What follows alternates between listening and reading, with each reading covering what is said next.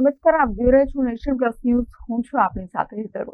પ્રતિકૂળ વાતાવરણને લઈને ધારી તાલુકાના દુધાળા ગામમાં કેરીના પાકમાં ભયંકર નુકસાનીનો વેઠવાનો સમય આવ્યો છે.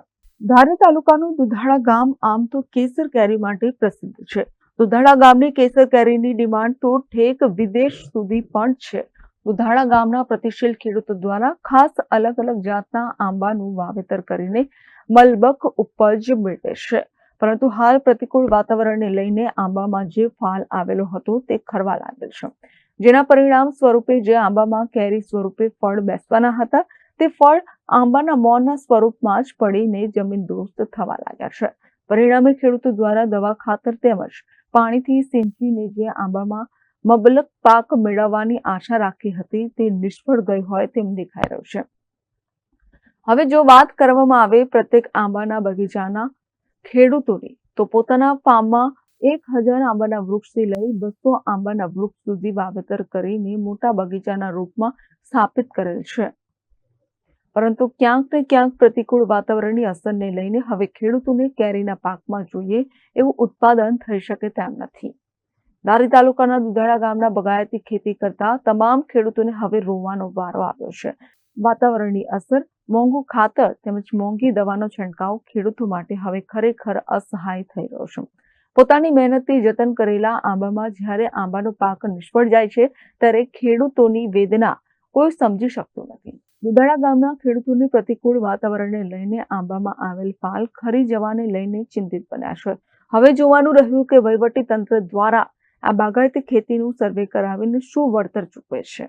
અમે દુધાળા ગામે રહીએ છીએ અને અમારા બગીચાની અંદર બાગાયતી ખેતી છે અમારી, બરાબર.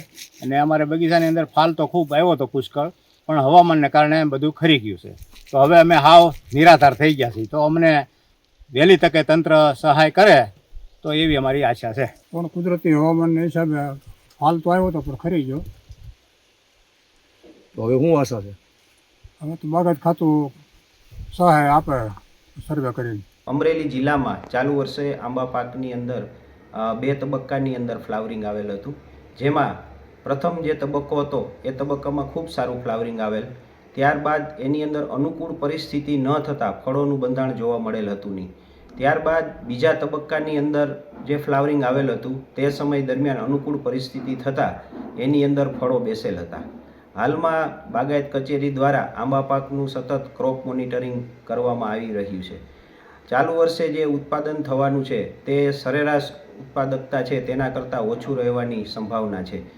કોઈ પણ ખેડૂત દ્વારા હાલમાં આ બાબતે અત્રેની કચેરીને રજૂઆત મળેલ નથી, પરંતુ રજૂઆત મળીએથી અમે ચોક્કસ આમાં નિયમો અનુસારની કાર્યવાહી કચેરી દ્વારા કરવામાં આવશે. Mehul Trivedi, nation plus news, Amreli. સમાચારોના સતત અપડેટ મેળવવા માટે અમારી નેશન પ્લસ ન્યૂઝની યુટ્યુબ ચેનલને સબસ્ક્રાઇબ કરો, બેલ આઇકન દબાવો અને જોડાયેલા રહો ફેસબુક, ઇન્સ્ટાગ્રામ અને ટ્વિટર પર.